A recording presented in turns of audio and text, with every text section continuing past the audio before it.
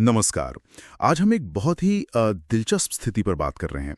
सोचिए, अगर दुनिया की सुरक्षा का भार किसी ऐसे इंसान पर आ पड़े जिसने कभी फील्ड में कदम ही ना रखा हो। हाँ, बिल्कुल। जैसे सारे टॉप सीक्रेट एजेंट अगर मान लीजिए किसी वजह से काम न कर सकें और आपकी आखिरी उम्मीद हो एक डेस्क एनालिस्ट। यही हमें लाता है आज की हमारी चर्चा के स्रोत पर। यह आधारित है अनजानी जासूस दुनिया की आखिरी उम्मीद पर, जो असल में 2015 की एक फिल्म स्पाई की कहानी बताती है। सही कहा।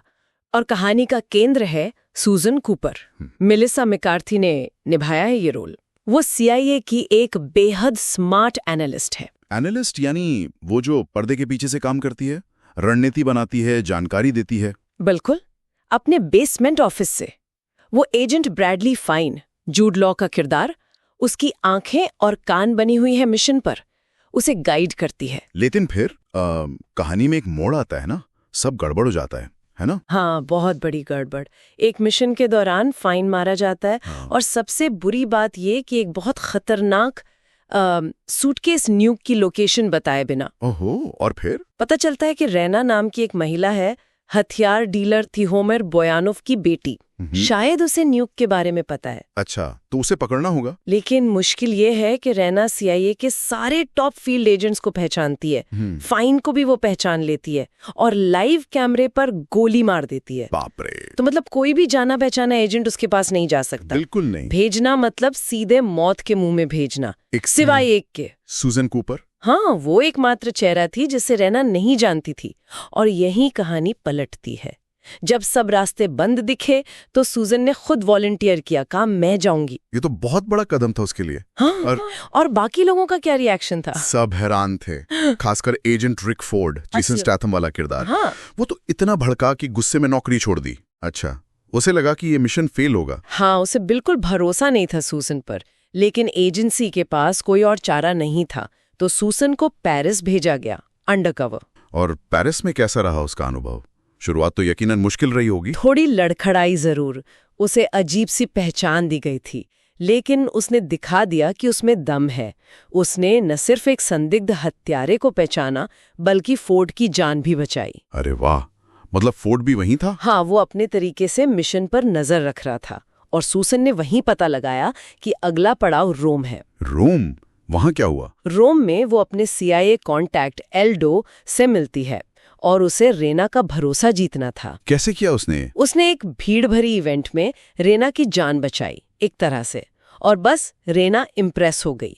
अब सूसन उसके प्राइवेट जेट में थी, उसके साथ वो धीरे धीरे एक असली जासूस बन रही थी। लेकिन जासूसी की दुनिया भरोसे पर तो नहीं चलती।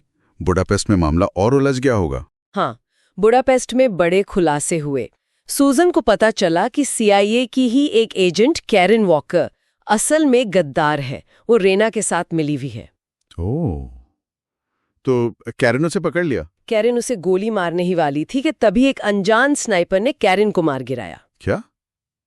कौन था वो स्नाइपर? वो बाद में पता चलता है, लेकिन उससे भी बड़ा झटका तब लगा जब ब्रैडली फाइन सामने आया, जिंदा। फाइन जिंदा था? मतलब उसकी मौत एक नाटक थी। हाँ, उसने ये सब रेना के करीब जाने और न्यूक हासिल करने के लिए किया था। और ये भी पता चला कि पेरिस में सूजन पर चाकू से हमला करने वाला भी वही था। कमाल है, ये तो बहुत बड़ा ट्विस्ट था। बिल्कुल। अब सूजन और एल्डो को भागना पड़ा। वो उस मैंशन पहुंचे जहां न्यूक की डील फाइनल हो रही थी। डी लूका नाम का एक और विलन था वहां।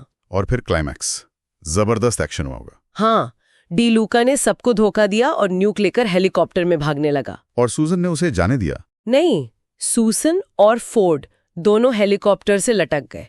फोर्ड तो नीचे पानी में गिर गया। ओह, तो सूसन अकेली रह गई? हाँ, बिल्कुल अकेली। उसने हेलीकॉप्टर में डी लूका का सामना किया, उसे हराया और न्यूक को झील में गिरने से ठीक पहले पकड़ लिया। दुनिया बचा ली। वाह, मतलब जिस एनालिस्ट पर किसी को भरोसा नहीं था, उसी ने आखिर में सब ठीक किया। एग्जैक्टली। और अंत भी काफी दिलचस्प है। रेना जेल जाती है, पर जाते जाते सूसन से एक तरह की दोस्ती का इशारा करती है। अच्छा। और एल्डो, पता चलता है कि एल्डो असल में MI6 का एजेंट है। और फाइन का क्या हुआ, वो जो जिंदा लौट आया था? उसने सूसन को डिनर के लिए पूछा, लेकिन सूसन ने मना कर दिया। सच में? क्यों? उसने अपनी दोस्त नैन्सी के साथ गर्ल्स नाइट आउट चुना। ये दिखाता है कि वो बदल चुकी है। उसने अपनी कीमत पहचान ली है। उसे अब फाइन के सहारे की जरूरत नहीं। ये तो बढ़िया संदेश है, खुद की पहचान। बिल्कुल। और एक आखिरी मजेदार ट्विस्ट भी है। क्या? अगली सुबह सूसन अपने होटल के कमरे में जागती है और देखती है कि उसके बगल में रिक फोर्ड सोया हुआ है। वो जोर से चीखती है। ये तो वाकई मजेदार है। हाँ, तो ये कहानी यही दिखाती है, हीरो हमेशा वैसे नहीं होते जैसा हम सोचते हैं। वो अप्रत्याशित हो सकते हैं, मजाकिया हो सकते हैं, पर फिर भी बहुत प्रभावी हो सकते हैं। इसमें कॉमेडी है, एक्शन है और सरप्राइज भी। सही कहा। तो ये हमें सोचने पर मजबूर करता है कि क्या वाकई किसी में भी हीरो बनने की क्षमता छुपी होती है, बस सही मौके का इंतजार होता है। और अगर किसी को ऐसा मौका मिले तो क्या वो अपनी सुरक्षित जिंदगी छोड़कर एक जासूस बनना चाहेगा? ये एक बड़ा सवाल है।